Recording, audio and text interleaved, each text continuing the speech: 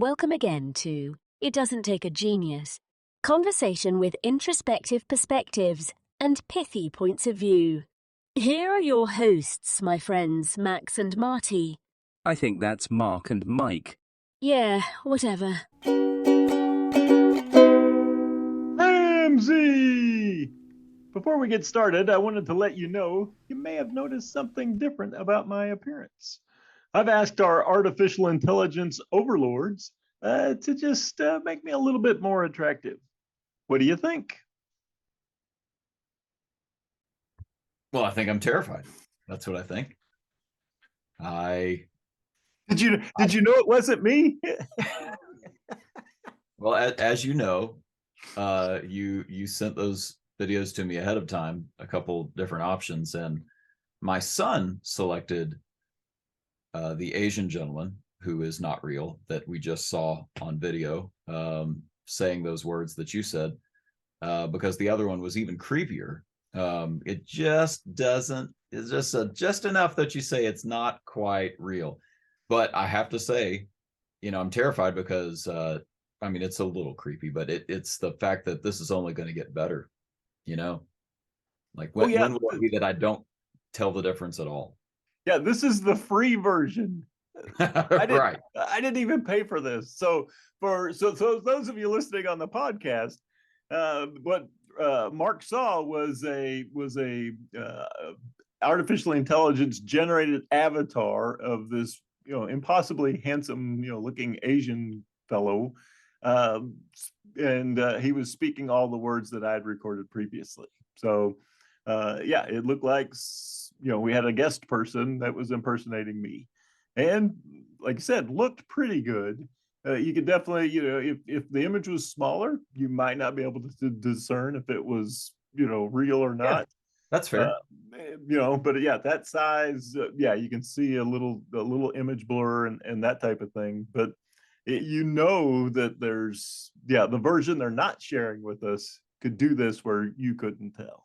Yeah, right. It's like the beginning of Toy Story 1 era Pixar movies, and then fast forwarding, to where we are now, they look really, really good, and you almost don't realize how much advancement has been made.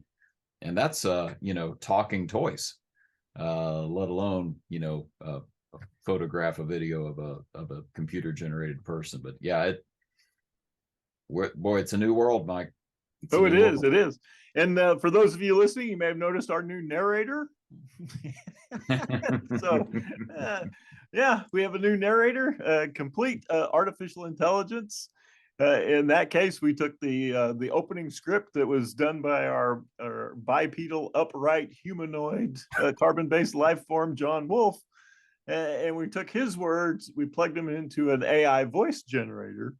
And with a little tweaking, I find if you plug it in exactly how it's written, it sounds a little machine-like. But you can, if you add a couple of commas, an exclamation point, you can get it to pause for dramatic effect, change the inflection a little bit, and then all of a sudden you've got the intro like you heard for this podcast. Yeah, so that it's interesting because what we're really talking about in this episode is, current uses of AI, different ways that you can put this to work for you. So you're already pointing out one of the takeaways, which is you're still going to have to, have your hand on the levers to make this do what you need it to do. Like you mentioned in our first episode about this. You're going to have to be able to ask the right questions of the AI to turn out, the kind of answers you want when you use it like a search engine. Back in the day, we talked about Google Foo. If you had the best Google Foo, you could really find what you need to find through Google's search algorithms. Well, now it's going to be a little bit different, but there's still that element of I've got to operate this thing the right way to have it serve me best.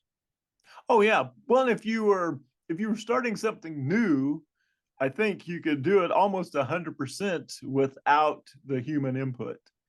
So if I wanted it to, create 10 marketing ideas that I want to share about for small business owners. Okay. I would put that into Chat GPT and say, develop a marketing plan for small business owners. I could even tell it in a big city, small town, whatever that might be.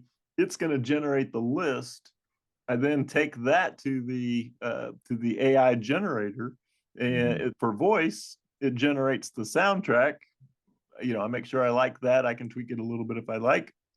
I take it over to the AI avatar generator, and all of a sudden I've got a talking head that's explaining all this content that was created by the machine.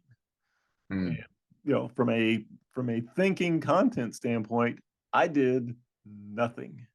Yeah. And at some point, those automations, those little steps that I did where I had to go from one thing to the other, that'll be done away with too. They'll all be combined, right? You'll go to one place, you'll ask it a question, you say, and you'll have a prompt, and it'll say, turn that into a talking head video. Right. And make the person walking through a field as they're talking for more believability.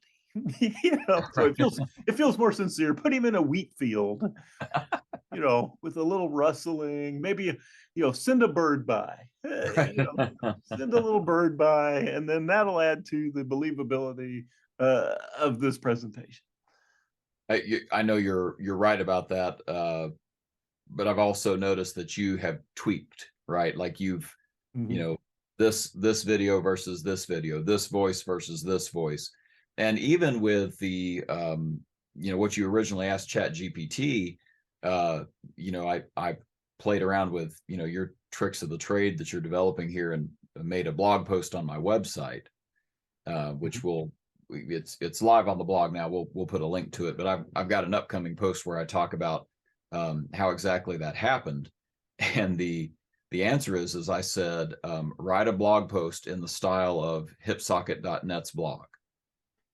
And it generated the post. And then I said, I think the next one I said was add elements of classical education to the post.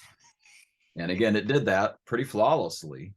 It was all grammatically correct from moment one. Like you say, I could have just run with that first iteration, but I added classical education, and then I said, add some humor. And so it churned it out, including the title. I took the title that it generated and put it into the image software, To-Me or Tome. I'm not sure which way we pronounce it, but the AI software we talked about last time. And it generated 6 or 7, images that I sprinkled into the post.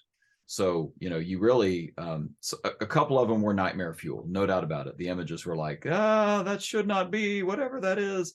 But other than that, I mean, the article was flawless. It may not have been the most exciting article, but even the humor, like they were jokes. They worked, like they were good jokes. I mean, decent jokes at least. So, but I had to keep tweaking to get it to where I wanted it, I guess I would say. So that's got to be a part of the magic here, I guess. I think at this point it does. And I don't think it'll be too long before it will have read all the HipSocket blog posts, right, and be able to, you won't have to tell it that. You'll the prompt, impersonate me, and it will write in my voice. And there will be very little editing necessary. Yeah. And so it's interesting when I picked the voiceover narrator, and that's at I was at Future Tools, generative video D-ID, and so you go on there and there's a whole page of talking heads of voices, and then there's filters. And so you can select, all right, I'm going to select between narrator, broadcaster, monster truck announcer, and then I can pick, do I want Australian? Do I want British? Do I want American? Do I want them to talk fast, slow, medium, and a couple other filters. So I got to, by filtering, I had an idea of what I wanted it to sound like. And by filtering it, it narrowed down my choices to a couple, then I picked one. Fascinating. But I still had to have an idea of what I wanted. Yeah. And it's we're gonna have a second part to this episode where we talk about concerns. I'm going to call them concerns, Mike. But let's continue with the theme of some of the things you've explored here, because you also were able to I believe interact with a great character from history, if I'm remembering this correctly. Yeah, apparently with people are already taking and making modifications to ChatGPT. So they've taken it, created a platform, and they've said, all right, go read everything by famous people, and then you can have a conversation with that famous person based upon everything that the bot knows, the machine knows about that person. And so in this case, I knew you'd be very excited that I was talking to Marcus Aurelius, the great Greek Stoic. That you've read his works and everything, and so the machine, you choose, right? I want to talk to Marcus, and then you start typing in questions. Marcus. How do I know that I can be inspiring? How do I justify taking, resting? Right. And the answers come back in the voice and the way that the machine would predict that Marcus Aurelius would answer the question. Okay. And so, yeah, and Mark Twain was in there. Every other famous person. There's another one that took the creepy route. These weren't creepy so far. No, these were the good ones. This is, I could talk to Gandhi. I'm not sure I understand. Yeah, I could talk to Gandhi. I could talk to Marcus Aurelius. I could talk to the Dalai Lama. I could talk to uplifting folks. There was another one that, in order to access it, you had to give it information. I wasn't doing that. So, but yeah, on that one, you could talk to Joseph Stalin, Adolf Hitler. Oh, it gets worse. Jeffrey Epstein. Oh. So yeah, it's like, well, that didn't take long. We went from, let's see what Gandhi has to say. Yeah, boy. And then spiraled immediately into the gutter. Yeah. And the How fast implications of that. and now you wonder which one came first. Right. Right? Like who? Like, okay, I'm going to invent this thing. Yeah, I want to go with creepy people or good people. What's more interesting?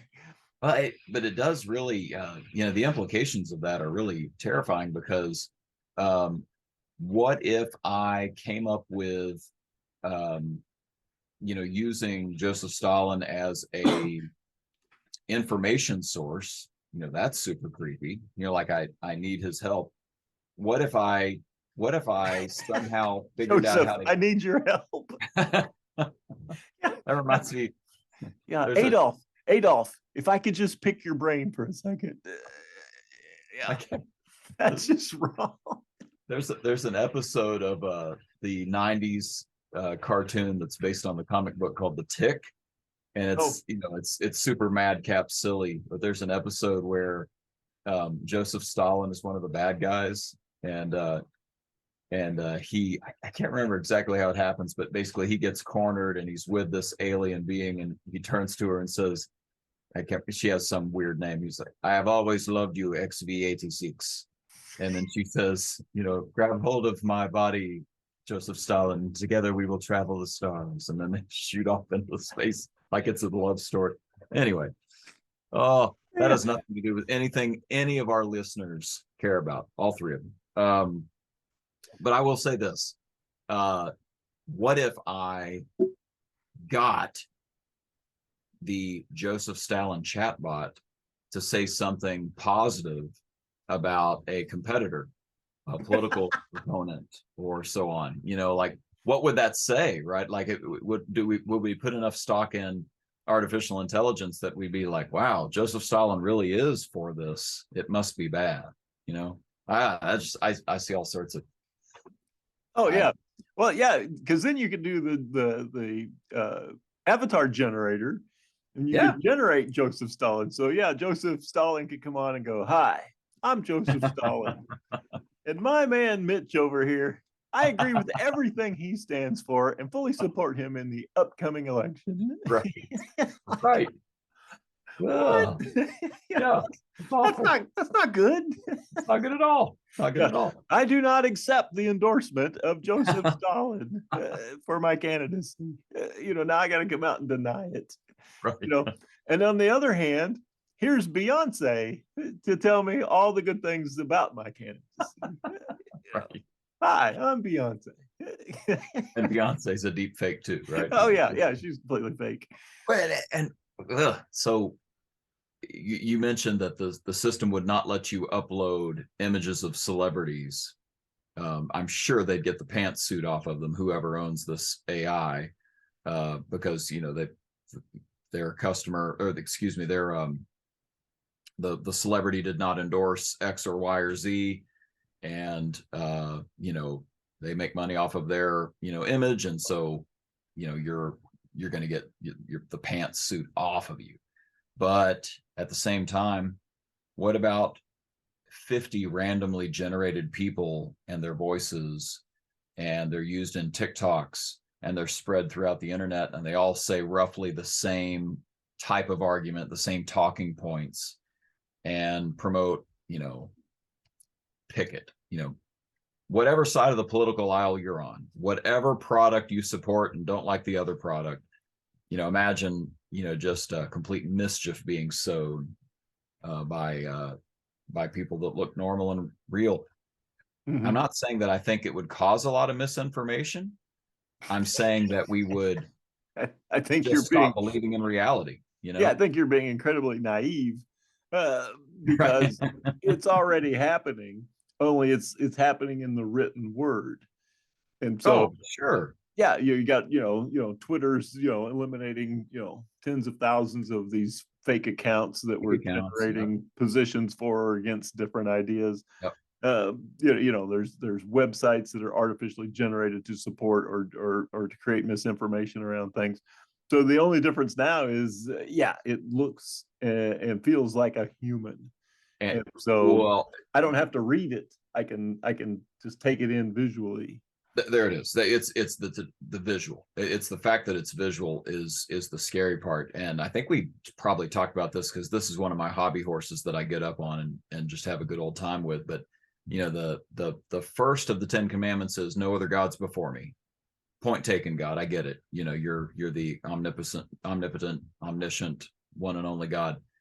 And then the second commandment is no graven images of God, which is that's kind of a weird, that's kind of a left curve to me, because you already said no other gods. So, we've covered that.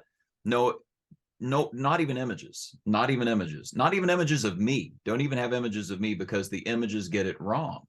And you believe the images, they're so powerful. And the Old Testament is essentially one big story of how people fall again and again to idolatry. They start worshiping and believing the reality portrayed in various gold statues and little naked women on a pole or whatever it is. I mean, it's over and over again in the Old Testament. That's sort of the narrative in one sense, and we're no different. I mean, I just don't think that's any different. Before, it's been words, that's been bad enough, but now it's going to be, we don't even have the ability to believe images, and yet they're so powerful, we'll be cynical and buying into them at the same time. I think that's the danger zone of where we're headed. I just realized I'm backing myself into part 2 of our episode because I just get on this train and I get worried. But well, it's okay, because while you were talking, I asked Jesus Bot if the internet created images counted in accordance with the commandments. Jesus Bot told me, nope, it's okay. Keep doing it. Well, actually, he said, thou should keep doing it. Even better. Yeah. So I knew it was him. So I got it reminds me of that meme. You can't believe everything you read on the internet. Abraham Lincoln. Right. Except now we can ask Abraham Lincoln. hey, Abe, what do you think about this? And he's going to come up with an answer. I love that. I love that. What do you, Abraham Lincoln? What do you think about the long-term sustainability of electrical vehicles? Well, Abe Lincoln says he doesn't believe that electrical vehicles will be the long-term solution to our greenhouse gas emission issues. Shoot. that Abe Lincoln, he really thought of everything. And he has. He's literally thought of everything. Yeah. Everything that's out there on the internet. Well, so I think the thing here is, kind of like we've been doing is go try it. Yeah, go experiment with it. I'm trying to become better at going to it first before I attempt to create something on my own. Okay. So yeah, somebody asked me the other day, they said, what can you tell me about AI and this chat thing? Yeah. And I started to craft my email, and I thought, well, this is dumb. I go to the chat bot. What can you tell a new person about yourself? And it kind of came up with a couple paragraphs that were just wonderful. I'm like, that's exactly how I would have said it. Copy and paste. Right. And at this point, I'm putting in the header, hey, here's what the machine said in answer to your question. Yeah. Right. How long do you keep doing that? There's the question. There's the question. Or you replace it with, here are some of my original thoughts around chat and its uses. And why would I believe you, 10 years from now, right? If things keep progressing the way we think. 10 minutes from now. Right. Well, that's you're right. You're right. If you hadn't told people that your blog post was written by the machine, they'd never know. Who would have known? Nobody. Yeah, they'd never know. Even your biggest fans, your closest relatives, would have went, oh, Mark wrote a nice article this week. Yes, he did. Yeah, I think part of where this goes to is, and maybe this is what we'll talk about next time, is it's almost like the mistakes are going to mean more than the perfection, and being able to show that you're authentic by letting some foibles happen until the machine figures out how to copy the mistakes too. And this keeps going. It's hard for me not to just have a little bit of trepidation that we're going to get farther and farther away from being able to trust each other, unless somehow we're sure that we're connecting as human beings. That's where we're going next episode. I'll shut up about that. But I'm having the time of my life playing with this thing, and you seem to be concerned about the long-term sustainability of mankind. Yeah. I'm a real humanitarian, as it turns out. I'm still like, well, what other drinking games can it create? Tell me some jokes. Here's the topic: current events. I'm still I haven't come to the realization that you have that eventually this is going to destroy all our lives.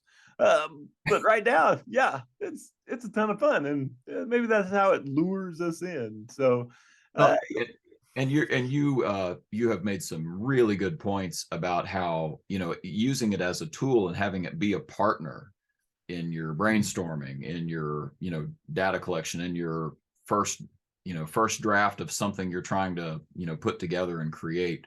It's got a ton of uses because there's just no way you're going to know more than it does. So why not put it to use? I have zero problem with that. I want to go on the record as saying I see the value. All right. You're supportive of that. That's as far as it should go. Right? Well, who knows? That's probably not a question that's worth answering because it's already gone farther, right? So, right. You're the guy in the early 1900s saying no car should go faster than 35 miles an hour. People's lungs will explode. Their brains will fly out their ears. 35. That's as far as, as fast as far as we need to go with this thing. Well, all right, pal. I'll take you up on that one because when did teen pregnancies really become an issue in America? It was when they invented the back seat of a car. That's right. That's exactly right. I'm not going to be able to quote you chapter and verse on the studies, but when cars were affordable and they were everywhere, suddenly we had trouble keeping our pants on. And because we were going so fast they flew off. they could have some privacy, right? And so you go from human nature was already there, but the technology enabled human nature to to act on some impulses. Well, maybe that's what we're talking about with AI, is that it's going to be able to do some things that we won't even predict, right? Henry Ford never sat around saying, I'm really hoping to increase teen pregnancies. That wasn't the point. But there are some downstream effects of technology, right? And that's what we'll talk about in the next episode. I'll stop. I can't seem to stop myself, but I'm gonna stop and point out some amazing advantages of this technology that we can make use of, that you have pointed out. No doubt about it. No doubt. Oh yeah. No. And we'll dive into that. Was some cinematic foreshadowing of the next episode, where we dive into all of Mark's darkest and deepest fears about the overcoming the sci-fi predictions that they have made over the last 200 years. So from Mary Frankenstein to modern day The Matrix. So we'll talk about that. In the meantime, let's let our artificial intelligence narrator, of course, take it away. Sorry, Mr. Wolf.